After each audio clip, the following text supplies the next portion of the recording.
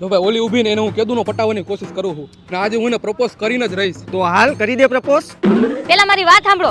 3 પ્રકારના છોકરા મને જરાય નથી ગમતા. કે પેલો ઈ કે જે એના બાપના પૈસે લીલા લેર કરતો હોય.